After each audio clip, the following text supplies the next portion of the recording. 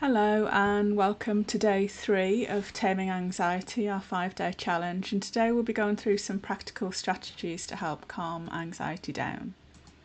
So before we do that, let's just review day 2. So in day 2 we looked at taming the inner voice, and I introduced you to my friend the parrot. And so for homework I asked you to start separating yourself from the anxiety, which is a really important technique when it comes to taming anxiety. So starting to see anxiety as something outside of you, either a parrot or some other shape, or give it a different name. So I hope you were able to do that. If you haven't watched the first 2 days, I suggest you pause this video and go back, because the videos do build on each other, and then come back and watch this one afterwards.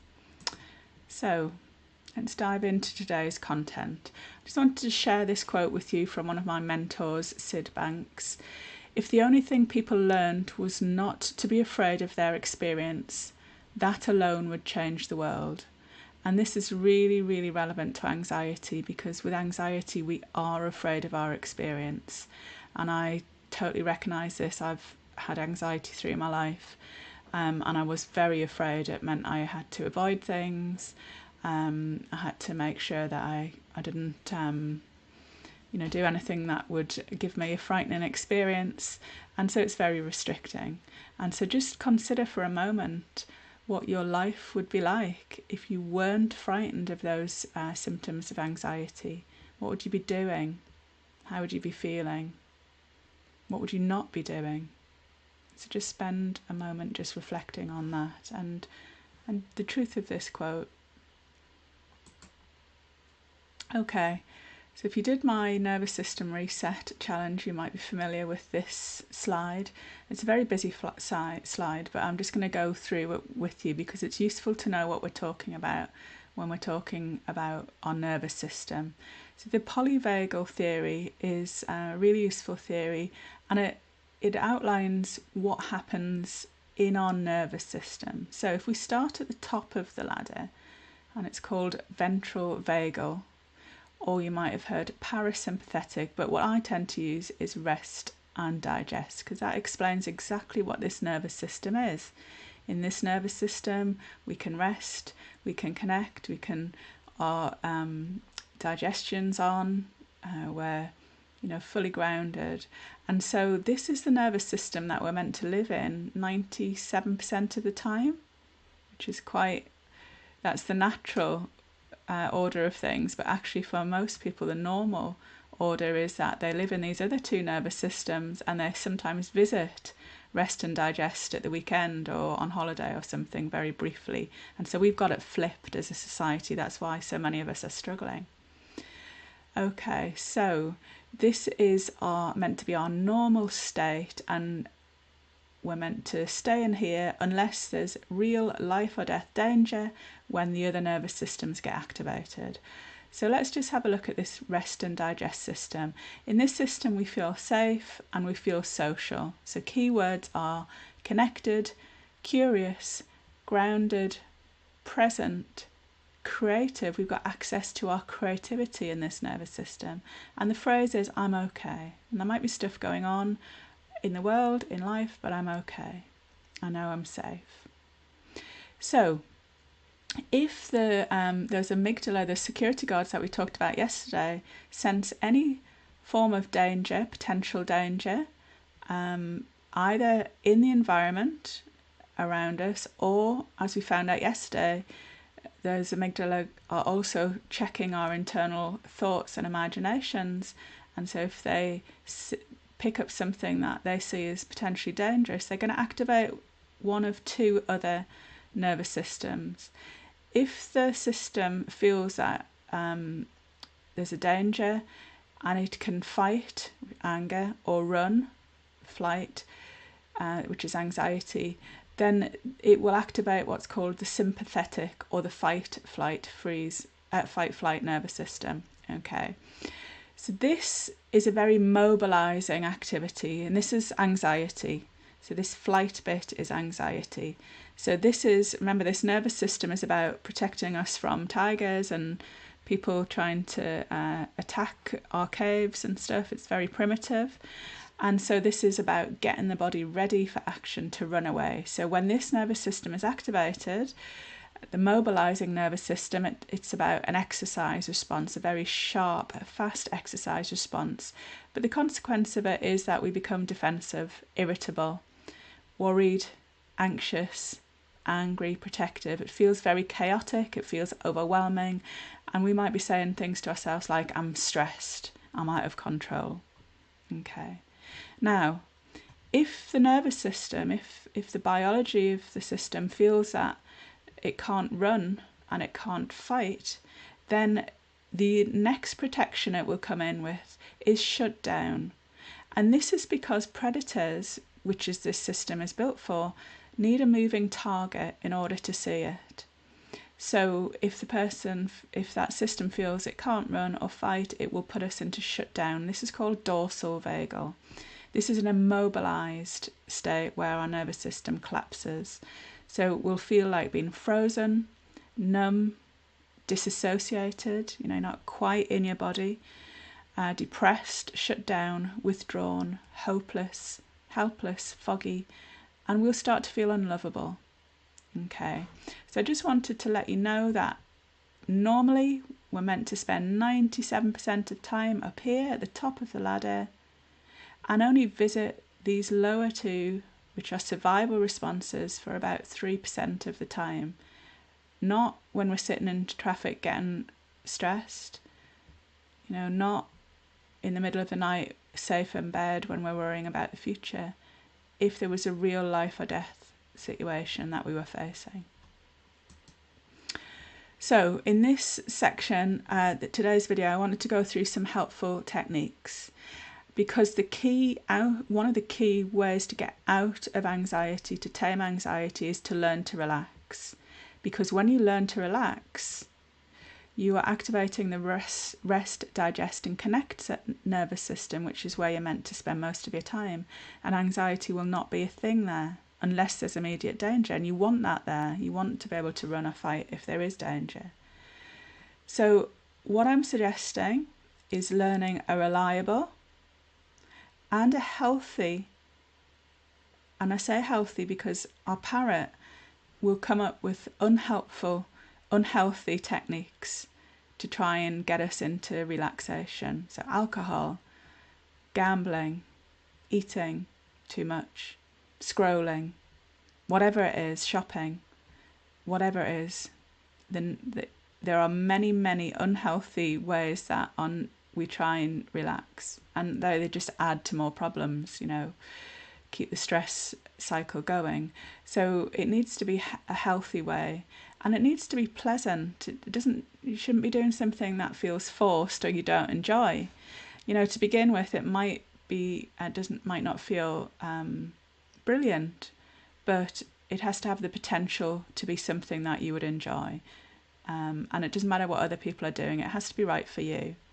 So, learning a reliable, healthy, pleasant way to relax, and I'm very aware that you might be screaming at the screen now, if only I could do that, is probably the very thing you find hardest to do, and I totally understand. But it is worth persevering to take tiny steps towards learning how to relax. The ability to calm down and relax mentally and physically is the key component to tackling over anxiety. It's key, it's essential. Okay. So, I don't know if any of you had a snow globe when you were growing up. I certainly did. Came out at Christmas time. And we know how snow globes work because we understand gravity.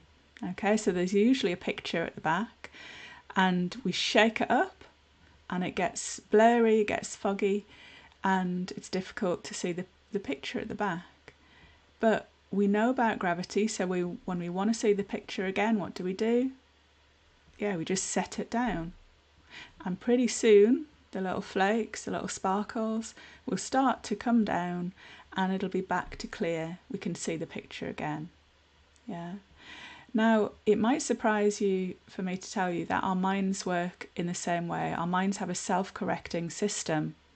And if we're not getting in the way, they will start to settle down pretty quickly. But because we don't understand this self-correcting system, it's like if we didn't understand gravity and we wanted the snow globe to calm down by shaking it. Just get rid of this, and we shake and we shake, and of course it's never going to settle. And so what we do with our minds is they get activated, they get cloudy like in the snow globe, and instead of going to helpful techniques or trusting the system will settle down if we step back from it, we start, oh God, no, I hate this. Why is my mind like this? What's wrong with me? It's never going to change. And we keep shaking. Innocently, we want calm, and we're perpetuating this cycle.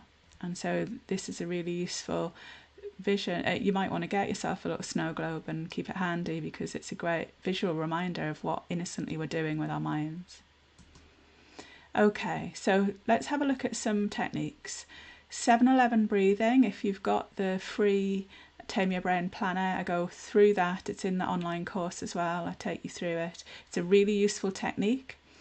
I'll just briefly explain that it's simple. You breathe in to the count of 7 and you breathe out to the count of 11. The key component to this, there's two. One is the out breath has to be longer than the in breath. The out breath gives signs of safety to the nervous system. So if you're doing a long, slow out breath, the nervous system will not activate into anxiety. Or if it's in anxiety, it will start to come down pretty quickly, because it trusts that when you're doing a long, slow out breath, you're not in danger. And the other component is the counting happens in the prefrontal cortex, or in the cortex of your brain. And remember, this is your emotional handbrake. So if you're using that in a healthy way by counting, it inhibits the ability for it to be hijacked. Okay, you're keeping some focus in the executive function up here. If the numbers are too long for you, you can change it. 3, 5, 5, 7, 5, 9, doesn't matter, as long as the out breath is longer. And so, as I say, get the Tame Your Brain planner. The link's at the end for this if you haven't already, and I'll take you through it. The clenched fist method I'm going to go through with you quickly after this slide. The whole body method, I'm sure you've come across this before, and there's loads of body scans you can get on YouTube. Basically, you start at your feet and start clenching and relaxing the muscles of the body. So you clench your calves and relax. You clench your thighs and relax. And you basically work your way up and then back down. Do it in any order. And by clenching and relaxing, you're really bringing your attention back to the body, and you're coming present into the body, and this will help. Another thing is to create a visualization of a safe space in your mind. So using your imagination in a healthy way. With anxiety, the imagination is being used in an unhealthy way. So this little technique is really powerful.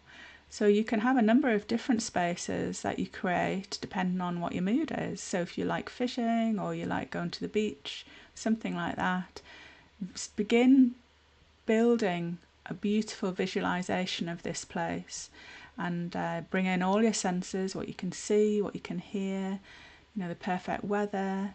Just really bring it to mind. It could be somewhere you've been on holiday, and you can really bring in the memories of that holiday as well. So we're starting to bring your imagination back to a healthy way. And tomorrow in day 4, I'm going to take you through a guided visualization, and so you can use that to help you practice this. But I do suggest that you do create this safe space in your mind that you can practice daily. Mindfulness is a really good way of reducing anxiety. What I would suggest to start with, again, there's loads of information on the internet, but I'd suggest building it into your already normal daily routine.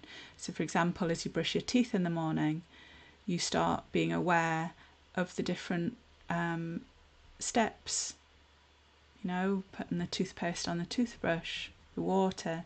And as you take notice of the steps, you're not thinking about the steps, you're noticing the actions, you're feeling the actions, you're listening to the water, you're feeling the temperature, you're tasting the flavour of the toothpaste, you hear the noises, so you really bring yourself back in. Again, if you're making a hot drink, you feel the weight of the kettle, you hear the noise of the water going into the kettle, you click it onto the stand, you put the tea bag in or whatever it is, and you're really bringing your senses alive. And again, if you're driving, you stop at a red light. Again, you can bring yourself back into your body, back into the moment. So what I would suggest is building it into the small things that you do throughout the day already. The vagus nerve is actually the largest nerve in the body. It's a cranial nerve, and it goes down to every organ in the body, and it activates the rest and digest nervous system. So it's really useful to learn the techniques to have this relaxed, this and toned. And if you go to my YouTube channel or my Facebook community, a Free Mind community, in there I've got a nervous system reset 5-day free challenge, and one of the days in there is a whole video related to vagus nerve regulation. But basically, again, you can look it up on the internet. It's anything like singing, gargling, humming is really good for improving the vagus nerve tone. Improving your sleep hygiene is really important for any type of mental health, physical health. So if your sleep is out of balance, which it is likely to be if you've got a lot of anxiety, bringing in some sleep hygiene. Again, you can look at this up online. So regular bedtimes, cues of relaxation to the body. So whether that's a bath or reading or calm meditation or something like that. Having a notebook next to the bed so that if the mind is hanging on to something, you can write it down and get it out of your mind. Making time for a hobby or starting a new one. When I have my first session with any psychotherapy patient, I'm always interested in, one of the first questions I ask them is, how do you spend your free time? Or what hobbies have you got? Or what did you used to like doing before you stopped? And the reason is this is one of the key ways into helping a person relax, get into a flow state, get out of the mind in an unhelpful way. So whether it's gardening or knitting or cycling, it doesn't really matter what it is, as so long as it temporarily takes you out of that mind activity and back into the present moment. And so hobbies and activities are often something that get pushed out of our lives, whether we've got busy life through children or work or illness or caring responsibilities, but it is essential. This is one of your life rafts, and it's not selfish, it's not an indulgence, it's absolutely crucial that we have something, even if it's reading a chapter of a book a day, or having a lovely bath, or just taking some time for yourself where you're not at the mercy of somebody else or your mind. And again, in my planner and in the online course, I go through this. So let's just pause a moment. I'm aware of the length of the video, but we'll just do a quick, and I'll do it really sped up, but you can do it yourself much slower. So just clenching your fingers together. If you've got any injuries, just be careful, or rings or long fingernails, you can do it like this. So you just clench your fingers. If your hands aren't appropriate to do this, you can clench your thighs or your glutes, whichever's right. And so what you're doing is, if you're doing it with your fists, you clench them, and then you start taking your attention, your eyes to them, and you start noticing, what does this feel like? What does it look like? Oh, I notice there's some white, some red bits. Okay, and you're just really looking. And as you look, you start clenching your forearms. And then you start clenching your biceps and your triceps at the top of your arms. And then you start clenching your shoulders and really, really, without injuring yourself, tighten them up. Feel that pressure. And now what I'd like to do is notice the difference between the tension and the relaxation as you slowly start untangling your fingers. And this can be quite tricky because the body gets used to that tension. It's easier for it to be tense like that. And so as you start to untangle your fingers, feel the energy, feel the warmth or the coolness or the tingling. I want you to visualize it going up your arms, visualizing it up the top of your arms, coming over your shoulders. You might feel a tingle at the back of your neck. Feel it coming up your face to the top of the head, and allow it just to spread through the body. And that might have taken us a minute or so. And so you can do this numerous times throughout the day. It doesn't have to take very long. Okay, so one of the things you can do is do an emotional needs audit. Again, you can look it up, or the links are in my planner and course. This is helpful because if our lives are out of balance, we've got a set number of emotional needs. We know that we've got physical needs that need to be in balance, for food and water and movement and sleep and protection, things like that. But we've also got a set of emotional needs, things like a need for a sense of control, autonomy, connection, attention, meaning and purpose. And so if you do this audit, what I would suggest is if any of the numbers are 3 or below, start with one of the points that are 3 and below, and start getting curious. Ask yourself a coaching question. If it's a 3 now, what might a 4 look like? And allow your inner wisdom, allow some ideas to spontaneously come. Because as soon as you don't have to get that need met perfectly before you start feeling better. As soon as you're starting to consider it, that should give a sense of safety to your nervous system, and you'll start to feel better straight away. Moving on to the next one, think straight. Often what the mind is anxious about is something that we've got no control over now. Either something from the past, typically something from the future, what's going to happen. And so you can catch your mind doing that, catastrophizing, and you can bring it back and think straight. Is there anything I can do about this now? Check in. If there is, write it down, get it planned. Is there anything I can do about it tomorrow? Check in. Again, if there is, take practical steps. If there's nothing that you can do about it in the near future, I suggest that you move on to the next step, which is you notice that and you say, there's nothing practically I can do about this, so I'm choosing to come back to relaxation. I'm choosing to come back to clarity, because that's where my wisdom is. That's where the creative solution to this is going to come from. And typically, if there's nothing you can do about it, it might never even happen. And so you're wasting all of that energy and stress on something that is, 1, out of your control, and 2, might not even come about. And so if you find it difficult to let that go, you can use the phrase stop or clear internally. And you might need to do that several times. And this is a nice little habit, clear.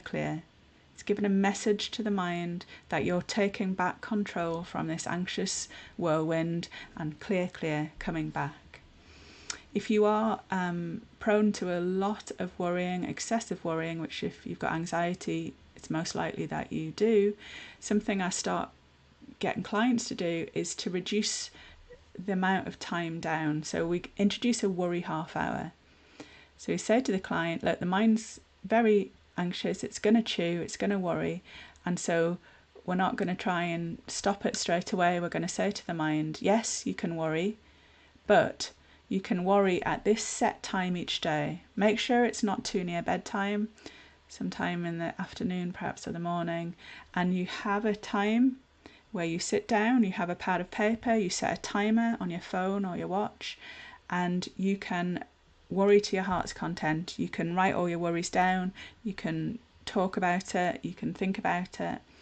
But any other time outside of that, including 3 a.m, if the mind goes into a worry cycle, you catch it. I see you. Okay, we can worry about this, not now, at the worry half hour. And you stop it, you interrupt it, clear, you pattern interrupt. And so you're not saying, no, you can't worry about it, not now. And so you start to reduce the time of worry. And most people with anxiety are worrying hours and hours a day. So as soon as you're reducing that, you're going to start to feel better, stress is going to drop, sleep's going to improve, you're going to have a much better experience. And then eventually, when people have done this worry half hour, they start to realise, oh, it's the same old stuff. It's the same old worry. There's no rhyme or reason to it. It's just an old stale pattern.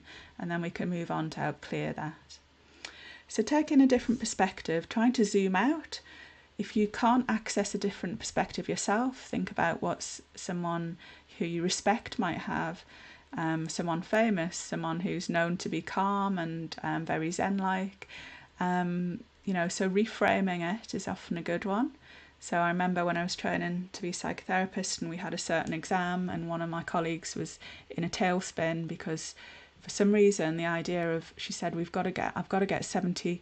I've got to get 70%. I don't know if I can do this. I've struggled on the last one, and it's such a high, intense exam, and 70%. And I was just walking past and heard her sort of talking almost to herself and said, well, you can fail at 30%. And something in that just reframed and broke the pattern, because she hadn't considered, 30% actually is quite a lot. So I've got a bit of wiggle room. So it broke the trance and she was able to calm down quite quickly. So appreciation. Again, it's very difficult to find appreciation when we're in a stress response, but building in an appreciation for what we do have in our life, just the small things, a beautiful flower, the dog looking at you in a certain way, the socks you're wearing, the fact that you've got fingernails, whatever it is, just building in a little bit of appreciation will raise your energetic vibration and help calm the system down. The last two we did in the homework yesterday, so separating yourself from your anxiety and giving anxiety a form outside of yourself. So if you haven't done that, I do suggest you do that after this session. So anxiety is really a messenger, an alert, like that smoke alarm in the first session. It's just there to get your attention. And so once it's given us the alert, we can, if we get conscious, we can pause and check in. Is this true? What's going on? Oh, I can see my mind's gone on a really unhelpful track. Okay, thanks anxiety, thanks physical symptoms for letting me catch that and bring it back. If there's real danger there, will you be doing something anyway? But, I've just treat it like the postman or the postwoman, because, they deliver the letter. You might say hi, notice them, or you might not even notice them. And then it would be so weird if they just stood outside your door, wouldn't it? And what we do with anxiety is the symptoms come, and instead of allowing the post person to walk away, we're keeping them there, talking about it, chatting with them, and or they're staying there, and we're not moving on with our day. So harnessing the superpower of your imagination, because again, your imagination is your reality simulator. And so because what anxiety is, as we said in the other one, it's imagining a catastrophic future. So we hijack that and take it back, and we say, yes, we can do mental rehearsal, yes, we can go into our imagination, but it needs to be positive. So if there's something big coming up, instead of ruminating on everything that could go wrong, we start to see ourselves getting in the shower calm and having a lovely nice shower, and then getting in the car with the music on, going towards the meeting and whatever it is, breathing, the sun, whatever it is, build this lovely mental picture. So you're mentally rehearsing success. Okay. So just to finish off, watch out for your early signs of stress and anxiety. It's much easier to intervene at the beginning. Start to get to know it with self-compassion. Start to get to know what it feels like at different stages, and really start to bring your conscious awareness into how it shows up for your life. Don't get discouraged. Practice, practice, practice. Some of these patterns might have been there for decades. It doesn't mean that you can't resolve them. It just means you have to be patient and you have to put in a little bit of work. The mind will be it'd be so easy for the mind. The neural networks are so easy to go to drama, to go to fear. right? And so now we're going to have to, like building a muscle in the gym, start building new neural networks, which takes a little bit of patience. And again, self-compassion, non-judgmental. We're where we are, and that's okay. We just need to start building some new positive habits. Okay, so the homework is practice one of the suggested strategies. Be kind and patient with yourself. Politely ignore the parrot trying to put you off. What's the point of that? 5 minutes won't make any difference. You can't do this, you can't do that. This is useless. All of that is just trying to keep you stuck in the same old pattern. So just ignore that and do one small thing, and then be really proud of yourself for doing it. So just before we finish off, here are the resources that I mentioned, the Facebook group and the YouTube, and I'll put the link to there somewhere around the video. And here's the free planner I mentioned that has quite a lot of these resources in. Again, I'll put the link on the video. And the Tame Your Brain course. This is a 6-week online self-study course with lifetime access, and it will go through a lot of these things with myself on video. It's £100 off this week because it's Mental Health Week here in the UK as I record this. So at the checkout, put MHW100 and get the course for only £47. Okay, see you tomorrow.